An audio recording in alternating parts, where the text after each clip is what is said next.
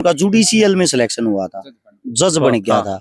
जज बनने के बाद भी उसको एक ओबीसी उसके कारण निकाल दिया, सर्टिफिकेट के कारण। तो 5 वैकेंसी आती, 5 खाली नहीं। इनके लिए कहीं ना कहीं ये भी सोच होगी कि हम मेरे को भी नौकरी लगनी है, मेरे को भी ए ग्रेड की भर्ती चाहिए। अब जहाँ पे चेयरमैन लगाया गया है कहीं ना कहीं हर्षिकारा को लगा दिया जाए। देखो मैं जो हूँ, मेरे को ना तो मेरी नौकरी की उम्र है, ना मेरे को नौकरी लगा दूं भाई। जो नॉन जाट खुश हो रहे हैं, हमारा सीएम आ रहा, हमारा सीएम आ रहा है, खाली रैलिया में रुके मारने का थारा सीएम से, रोजगार देने का थारा सीएम नहीं है, दोनों हाथ हलावे। मैं क्या करूं, चेयरमैन साहब मेरी सुनते नहीं। अब सोचने का विषय ये है, जब एक जो चेयरमैन साहब नहीं जी एक जो राजा है, क्या उससे इतने ऊपर हो गए चेयरमैन साहब का, हमारे राजा की भी नहीं। नमस्कार साथियों, पिछली वीडियो में मैंने युवाओं से बात की थी। जो युवा ये चाहता है कि हम डी ग्रुप की नौकरी नहीं चाहते, हम ए ग्रेड की नौकरी चाहते हैं, लेकिन ये हरियाणा सरकार के अंदर वैकेंसियां तो निकाल दी जाती हैं लेकिन पोस्टें खाली रह जाती हैं। हर्षिकारा समाज से भी हमारे साथ मौजूद है, फिलहाल रोहतक के अंदर मौजूद हूँ। भाई साहब, सबसे पहले तो नमस्कार। नमस्कार मेरे भाई को, और धन्यवाद आपका, आप अपना कीमती समय निकाल कर यहाँ पे पहुंचे। दूसरी बात ये कोई इस प्रकार की रैली नहीं है कि इसमें आप लोगों को आने के लिए तेल पानी के पैसे मिलेंगे। आप एक जीवित 100 किलोमीटर चल के आए हैं, आप एक जीवित इंसान हैं, और स्पेशल मैं जहाँ तक ठीक हूँ, लोहारू के पास से आप आते हैं और इतनी दूर से आप यहाँ पे पहुंचे, पहले तो मैं आपका धन्यवाद करता हूँ। लेकिन हम सब की ये जिम्मेदारी भी, आप जितने जागरूक लोग हो जाएं तो शायद ये लड़ाई हमारी आसान हो जाएगी।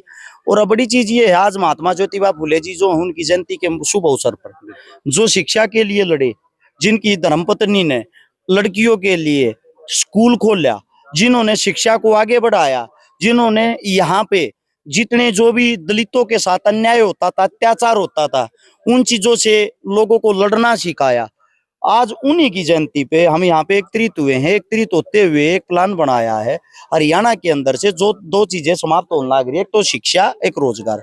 शिक्षा बचाओ, रोजगार लाओ, इस प्रकार की एक आज की मीटिंग थी। अब मीटिंग के अंदर की कुछ बातें आप लोगों को बता देता हूँ। आपने टी शर्ट पहने मेरे भाई दिखते होंगे, 35% हटाओ, हरियाणा बचाओ। ये वो बच्चे हैं जो A1 क्लास अफसर की नौकरी का जिन्होंने टेस्ट दिया था और जो सिलेक्ट हुए थे, सिलेक्ट होने के बाद भी इन लोगों को नहीं लिया गया। कोई ना कोई बहाना बना के या तो इनको फेल कर दिया गया या इनको बाहर निकाल दिया गया। फिर ये अपना जो इनका मुकदमा है, वो मुकदमा लेके कोर्टा में गए। कोर्टा में गई, हाई कोर्ट में, उस मुकदमे में जीत भी गए। जीतने के बाद भी इनकी नहीं सुनी गई। अब सोचने का विषय ये है, HPSC जो है, HPSC के जिसके खिलाफ ये प्रोटेस्ट कर रहे हैं, उसका जो इस टाइम का चेयरमैन है, चेयरमैन जो है वो बिहार का है। और बिहार का जो इंसान है, 2450 उन्होंने वैकेंसी निकाली थी A1 क्लास अफसर की, उनमें से 600 650 वैकेंसी ही भरी उन्होंने। काबिलियत होने के बाद नेट GRF ये सब कुछ ये कई बार क्लियर कर रहे हैं। ये क्लियर करने के बाद भी इन बच्चों को 1850 पद जो हैं A1 क्लास अफसर के, वो खाली रख दिए। इन बच्चों को सिलेक्ट नहीं किया गया। कोई ना कोई बहाना बनाकर 35% का क्राइटेरिया बना के इन बच्चों को फेल कर दिया गया। अब सीएम साहब के पास जब ये बच्चे मीटिंग के लिए जाते हैं तो सीएम साहब ये कहते हैं मैं क्या करूं, चेयरमैन साहब मेरी सुनते नहीं। अब सोचने का विषय ये है, जब एक जो चेयरमैन साहब नहीं जी एक जो राजा है, क्या उससे इतने ऊपर हो गए चेयरमैन साहब का, हमारे राजा की भी नहीं सुनेंगे। हरियाणा के सीएम और जिसको ये कह सके अच्छा, चेयरमैन साहब मानते नहीं है। दूसरी चीज ये है, ओबीसी वर्ग बड़ा ही खुश हुआ था, संतुष्ट हुआ था कि भाई हमारा सीएम बन गया। ये जितने बच्चे हैं, ज्यादातर वही बच्चे हैं जो ओबीसी वर्ग से आते हैं, जो अपनी नौकरी की भीख मांग रहे हैं। मेरे साथ में खड़ा भाई ओबीसी से ही है, और भाई जहां तक मैं ठीक हूँ SC से है, अपने वाल्मीकि समाज से। अब सोचने का विषय ये है, फिर ये नौकरियां जा आ रही है भाई। जो अपने घर में बैठ के जितने भी देसी भाषा में बता दूं भाई, जो नॉन जाट खुश हो रहे हैं, हमारा सीएम आ रहा, हमारा सीएम आ रहा है, खाली रैलिया में रुके मारने का थारा सीएम से, रोजगार देने का थारा सीएम नहीं है, दोनों हाथ हलावे। थारे वालका का हक मार रहा, क्या थारे में हिम्मत है? और हकीकत में तुम कार्य करता हो, हकीकत में तुम न्यू मानो थारा सीएम है। हालांकि सीएम होता तो सबका है, लेकिन थारा सीएम है। अगर तुम यही बात मानते हो तो अपने सीएम से अपने बच्चों का रोजगार दिलवा दो। इनका हक मार रखा है। A1 क्लास अफसर की जो नौकरियां, उनमें से बाहर काट दिया। हिंदुस्तान के अंदर पहली बार ऐसा हुआ कि वैकेंसियां खाली गई है, आज तक खाली नहीं गई थी। पहली बार सीट खाली, सीट होते हुए इनको वैकेंसी होते हुए इनको रोजगार नहीं मिल रहा। इसी चीज को लेके आज यहाँ पे एकत्रित हुए थे। एकत्रित होकर यहाँ पे मीटिंग की थी। मीटिंग के अंदर कुछ फैसले लिए हैं। 25 अप्रैल तक समाज जो है जितना भी, वो ज्यादातर काम धंधों में बिजी है, कोई दिहाड़ी मजदूरी करने वाले सब हैं। जब तक जमींदार का जो गेहूं उनके घर पर आ गया। जमींदार जब तक अच्छे तरीके से फ्री नहीं हो जाता तब तक यूनिवर्सिटियों के अंदर ये घूमेंगे। इनको आपकी हमारी हम सब की जरूरत है। और उसके बाद ये यात्रा निकाल लेंगे। वह जो यात्रा होगी वह यात्रा होगी हरियाणा को बचाने की, शिक्षा को बचाने की, रोजगार को बचाने की। शिक्षा बचेगी तो हरियाणा बचेगा, शिक्षा बचेगी तो रोजगार मिल जाएगा। अब कहने का तात्पर्य ये है तुम्हारे जो बच्चे हैं वे खाली ग्रुप डी में चपड़ासी की नौकरी पर भर्ती करे जाए। तम न्यू चाहोगे थारे बालक पानी प्याणती, झाड़ू मारती, आडेती है सीमित रहे। तम न्यू नहीं चाहते कि थारे अफसर ना लागे। कैया गई यो बहम है हरियाणा का बालक बाहर स्टेट में भी तलाक है, बिहार के अड़ लागे तो क्या दिक्कत होगी। उड़े एक पैमाना बना रखा, क्राइटेरिया बना रखा है। जैसे कि राजस्थान में ले लो 5% बाहर का बच्चा लग सकता है, 95% तो वहीं के लगेंगे। सेम ऐसे ही हमारे हरियाणा में तो कोई क्राइटेरिया भी तो कौन है। तो वैकेंसी खाली छोड़ दी जाती हैं। सबसे बड़ी बात यह है कि अगर पोस्टें जितनी निकली हैं अगर उतनी भर दी जाए तो युवा ये नहीं, ये भी लग सकता है, ये भी लग सकता है, कोई भी तो लग सकता है। देखो खाली लिखने का क्या मतलब? शांति और सुकून तो हो। इसने रोजगार ना मिले उसने मिल जाए, उसने ना मिले किसी और ने मिल जाए।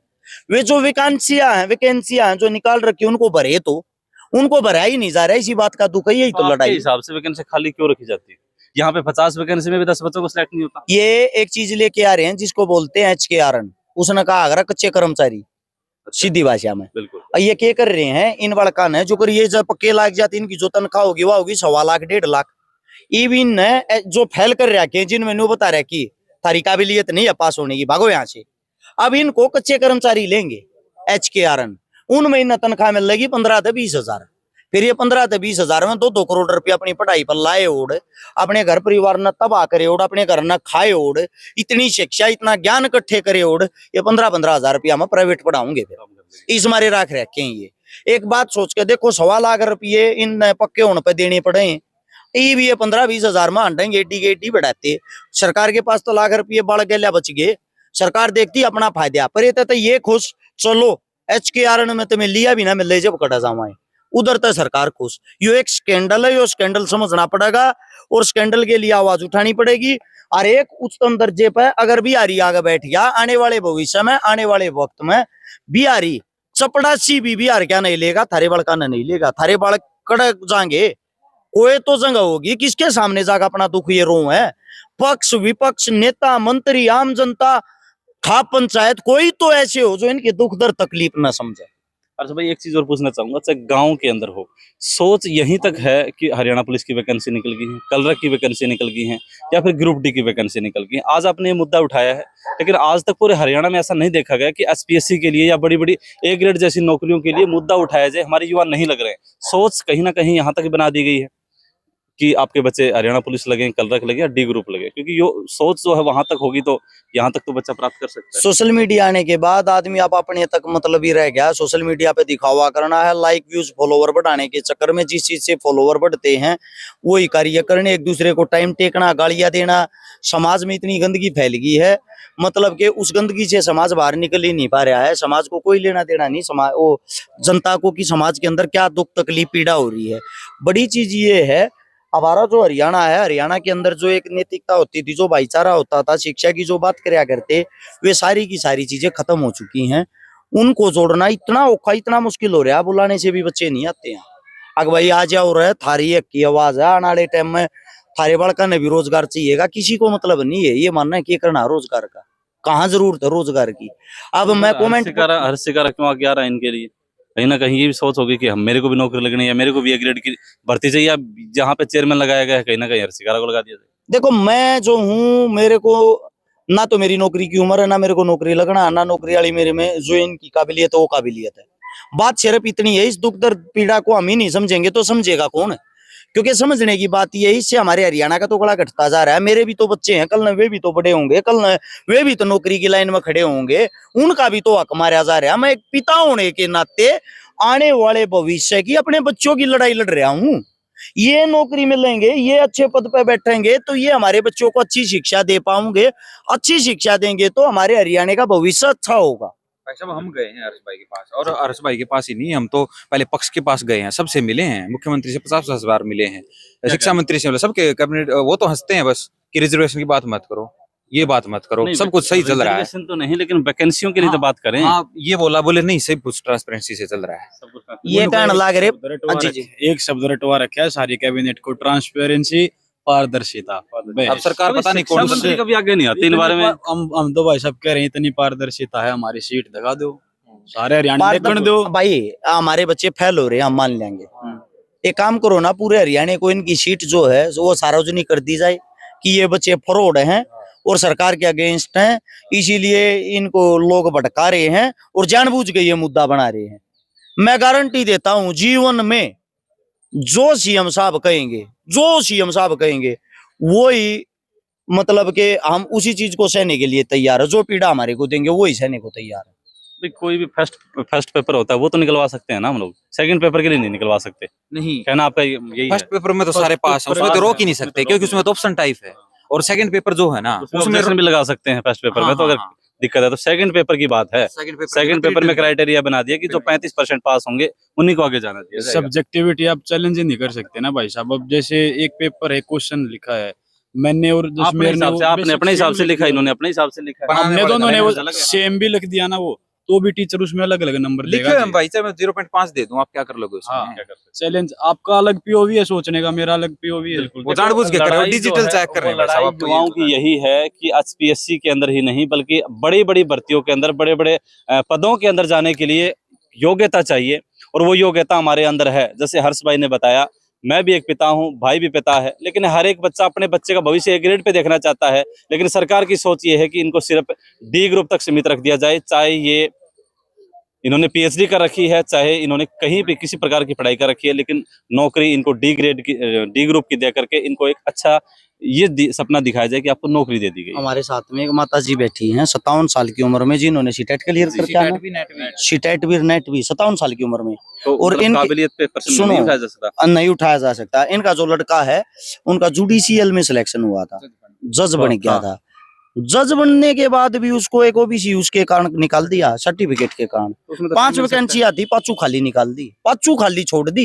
ये माता जी हमारे बीच में है, बात करे वो माता जी। और मेरे बेटे के फादर नहीं है, 10 साल हो गए एक्सपायर हुए इनको, और मैंने अकेली ने अपने बच्चों का पालन पोषण करा और किस ढंग से मैं उन बच्चों को पढ़ा के लेके आगे आई हूँ।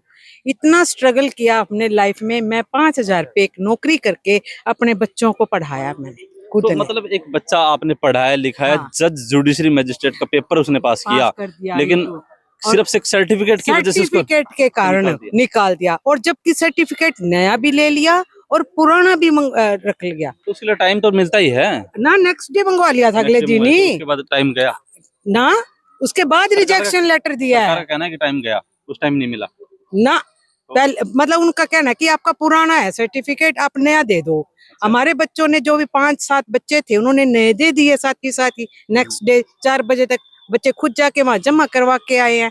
और उसके बाद फिर रिजेक्शन लेटर दे रहे हैं। जैसे 13 तारीख से इंटरव्यू शुरू था, उस बीच उनको रिजेक्शन लेटर देते हैं। या तो नवे मंगाते ही ना, अगर रिजेक्शन लेटर ही देना है। सरकार ही गड़बड़ कर रही है। एचपीएससी का मेंबर सरकार यही चाहती है कि जॉब देनी है, जहां तक सीमित और है, फिर जहां तक फिर ना ये जैसे जजों की 174 वैकेंसियां थी, इन्होंने पूरी नहीं भरी, 118 बच्चों को इन्होंने लगाया। 5 बच्चे ये है, और इन्होंने ना तो ये वेटिंग लिस्ट रखते, ना ये कुछ करते। अपने अपने चाचा ताऊ होते हैं, उनको भर्ती कर लेते हैं बाहर से पैसे लेके, और हमारे जैसे बच्चे देखते रहते हैं जो मेहनत करके इतने आगे आते हैं। बिल्कुल माता जी, मैंने आपसे बातचीत की, पहले वीडियो में भी बताया था आपने, और कुछ आप भी कुछ कहना चाहते हैं? मैं तो बस यही बता रहा, जो माता जी ने बताया ना, ये केस क्या है कि इसमें ना 400 बच्चे हैं टोटल ओबीसी के, जिनको सर्टिफिकेट के लिए निकाला गया है। तो ये बच्चे चले जाते हैं हाई कोर्ट में और वो जीत जाते हैं। सरकार जीतते हुए बच्चों को बाहर निकलवाने के लिए डबल बेंच में चली जाती है। ये हमारी सरकार है, बच्चों के खिलाफ जा रही है। या तो सरकार को बच्चों की तरफ होना चाहिए। सब युवा सरकार के लिए हैं। सरकार वोट बैंक की बात आती है, उस समय तो सरकारें बड़े बड़े ढिंढोरे पीटती है, बड़े बड़े विज्ञापन छपाए जाते हैं कि हजारों बच्चों को, लाखों युवाओं को जो है वो सरकार ने रोजगार दिया है। लेकिन जब बच्चे ये सोचते हैं कि मुझे रोजगार इस लेवल पे मिलना चाहिए था, लेकिन लेवल क्या है उसके हिसाब से रोजगार नहीं मिलता है, तो दर्द बड़ा जरूर होता है। आप लोग क्या कहना चाहेंगे? रोहतक से आप ये खास तस्वीरें देख रहे थे। धन्यवाद। जय हिंद, जय भारत।